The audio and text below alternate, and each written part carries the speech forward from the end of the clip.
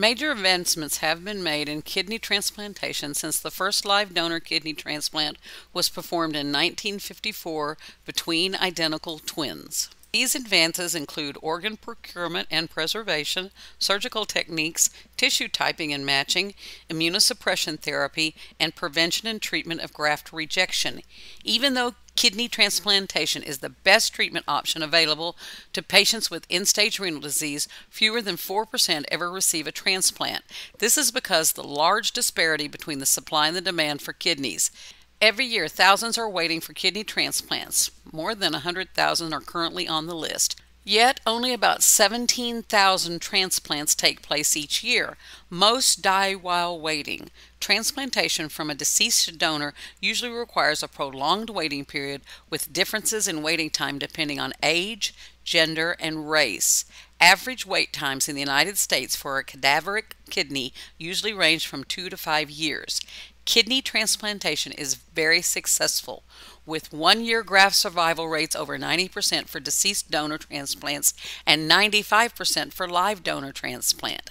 An advantage of kidney transplantation when compared with dialysis is that it reverses many of the pathological changes associated with renal disease. It also eliminates the dependency on dialysis and the accompanying dietary and lifestyle restrictions. Transplantation is also less expensive than dialysis after the first year. As we consider recipient selection, it's important to note that some transplant programs exclude patients who are morbidly obese or who continue to smoke despite smoking cessation interventions. Certain patients, particularly those with cardiovascular disease and diabetes mellitus, are considered high risk and must be carefully evaluated and then monitored closely after transplant. For a small number of patients who are approaching end-stage renal disease, preemptive transplant, which is before dialysis is required, is possible if a living donor is available. Contraindications to transplantation include disseminated malignancies, refractory or untreated cardiac disease, chronic respiratory failure, extensive vascular disease, chronic infection, and unresolved psychosocial disorders such as non-adherence to medical regimens, alcoholism, or drug addiction. Being HIV positive or having hepatitis B or C is not a contraindication to transplant. There are conditions that might need to be treated before a patient can be the recipient of a kidney.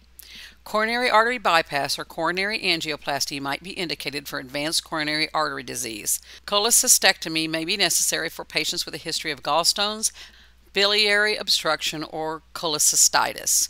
On rare occasions, bilateral nephrectomies may be necessary for patients with refractory hypertension, recurrent urinary tract infections, or kidneys that are grossly enlarged as a result of polycystic kidney disease. Histocompatibility studies, including human leukocyte antigen or HLA testing and cross-matching, were discussed in Chapter 13 of the text if you want to review. Kidneys for transplant may be obtained from compatible blood type deceased donors, blood relatives, emotionally related, close and distant living donors like spouses, distant cousins, etc., and altruistic living donors who are known, such as friends, or unknown to the recipient. Paired organ donation occurs when one donor-recipient pair who are incompatible or poorly matched with each other finds another donor-recipient pair with whom they can exchange kidneys. Paired organ donation is the practice of matching biologically incompatible donor-recipient pairs to permit transplant in both candidates with a well-matched organ. Live donors undergo an extensive interprofessional evaluation to ensure that they are in good health and have no history of disease that would place them at risk for developing kidney disease or operative complications. Cross matches are done at the time of the evaluation and about a week before the transplant to ensure that no antibodies to the donor are present or that the antibody titer is below the allowed level. Advantages are better patient and graft survival rates, immediate organ availability, immediate function with minimal cold time, opportunity to have the recipient in the best possible medical condition. An ECG and an X-ray are also done. A renal ultrasound and renal angiogram or three-dimensional CT scan is performed to ensure that the blood vessels supplying each kidney are adequate and there are no anomalies existing, and to determine the selection of the kidney to be used for transplant. A transplant psychologist or social worker determines if the individual is emotionally stable and able to deal with the issues related to organ donation. The dead brain donor must have effective cardiovascular function and be supported on a ventilator to preserve the organs. Even if the donor carried a signed donor card, permission from the donor's legal next of kin is still requested after brain death is determined. In deceased kidney donation, the kidneys are removed and preserved for up to 72 hours, but most transplant surgeons prefer to transplant kidneys before the cold time, that's the time outside the body when being transported from the deceased donor to the recipient, reaches 24 hours. The United Network of Organ Sharing, or the UNOS, distributes deceased donor kidneys using an objective computerized point system. The ABO group, HLA typing, age, antibody level, and length of time waiting are entered into the national computer for each candidate. When a donor becomes available, the donor's key information is compared with the data of all patients awaiting transport locally and nationwide. Points are given for how close the HLA match is, how long the patient's been waiting, if the antibody level is unusually high, and if the recipient is younger than 19 years old. Extra points are given for high antibody levels because this can severely limit the number of donors with whom the patient will not have a positive cross-match. A kidney is offered to the recipient with the most points in the local area.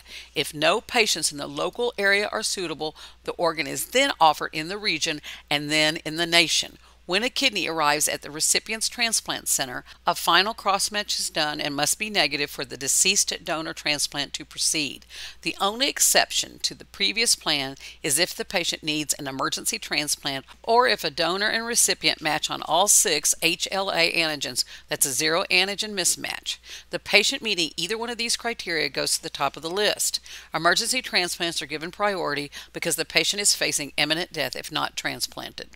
The surgical procedure for the donor can proceed in a couple of different ways. The laparoscopic approach significantly decreases the hospital stay, pain, operative blood loss, debilitation, and length of time off work. For these reasons, the number of people willing to donate a kidney has increased significantly.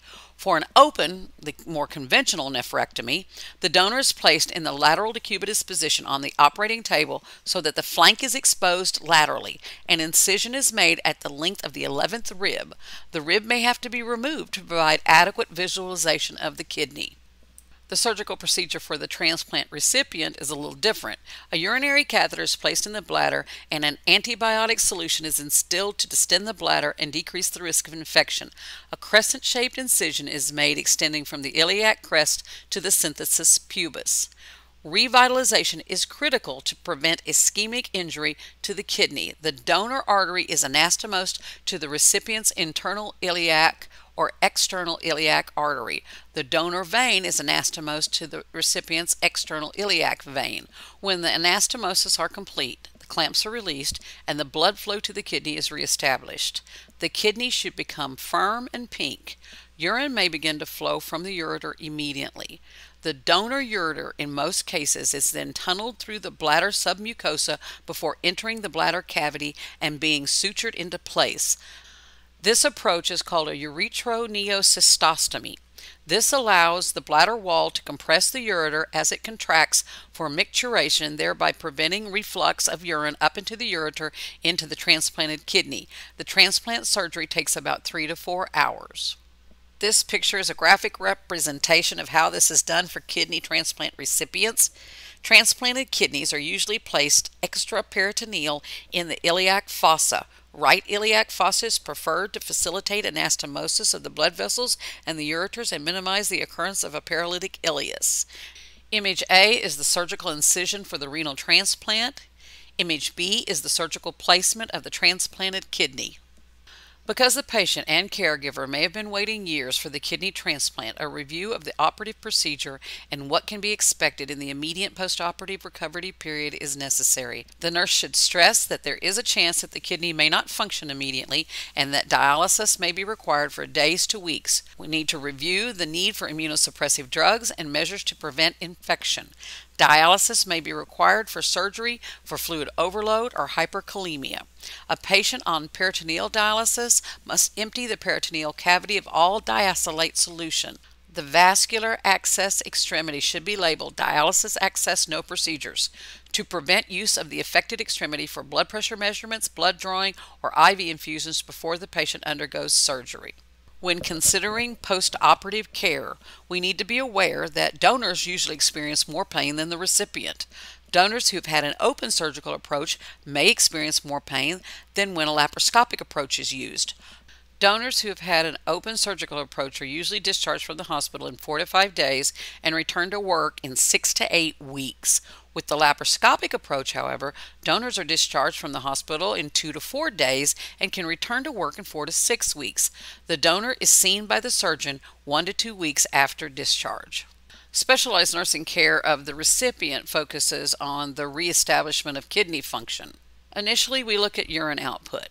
Urine output during this phase may be as high as 1 liter per hour and gradually decreases as the BUN and serum creatinine levels return toward normal. Urine output is replaced with fluids, milliliter for milliliter, hourly for the first 12 to 24 hours. Because close monitoring is required, kidney transplant recipients spend the first 12 to 24 hours in the ICU. Large volumes of urine may be produced soon after the blood supply to the transplanted kidney is reestablished. This diuresis is due to the new kidney's ability to filter BUN, which acts like an osmotic diuretic, an abundance of fluids administered during the operation, and the initial renal tubular dysfunction, which inhibits the kidney from concentrating urine normally. Venous pressure readings are essential for monitoring postoperative fluid status. Dehydration must be avoided to prevent subsequent renal hyperperfusion and renal tubular damage. Electrolyte monitoring to assess for the hyponatremia and hypokalemia, often associated with rapid diuresis, is critical. Treatment with potassium supplements or infusion of 0.9% normal saline may be indicated. IV sodium bicarbonate may also be required if the patient develops metabolic acidosis from a delay in the return of kidney function. Acute tubular necrosis, or ATN, in the transplanted kidney can occur because of prolonged cold times causing ischemic damage, and the use of marginal cadaveric donors, those who are medically suboptimal. While the patient is in ATN, dialysis is required to maintain fluid and electrolyte balance. A sudden decrease in urine output in the early postoperative period is cause for concern. It may be due to dehydration, rejection, a urine leak, or obstruction. A common cause of early obstruction is a blood clot in the urinary catheter. Catheter patency must be maintained since the catheter remains in the bladder for 3 to 5 days to allow the ureter-bladder anastomosis to heal. Post-operative teaching should include the prevention and treatment of rejection, infection, and complications of surgery, and the purpose and side effects of immunosuppression. The goal of immunosuppression is to adequately suppress the immune response to prevent rejection of the transplanted kidney while maintaining sufficient immunity to prevent overwhelming infection. Rejection is one of the major problems following kidney transplantation. Rejection can be hyperacute, acute, or chronic. These types of rejection are discussed in Chapter 13 on page 208 to 209. Patients with chronic rejection may be placed on the transplant list to be retransplanted before dialysis is required. Infection can also be a significant problem. Underlying systemic illnesses such as diabetes mellitus or systemic lupus erythematosus, malnutrition, and older age can further compound the negative effects on the immune response. Fungal and viral infections are common because of the patient's immunosuppressive state. Fungal infections are difficult to treat, necessitate prolonged treatment periods, and often involve the administration of nephrotoxic drugs. Transplant recipients usually receive prophylactic antifungal drugs such as clotrimazole, fluconazole, and trimethoprim sulfamethoxazole to prevent these infections. Primary infections occur as new infections after transplant from an exogenous source such as the donated organ or a blood transfusion. Reactivation occurs when a virus exists in a patient and becomes reactivated because of immunosuppression.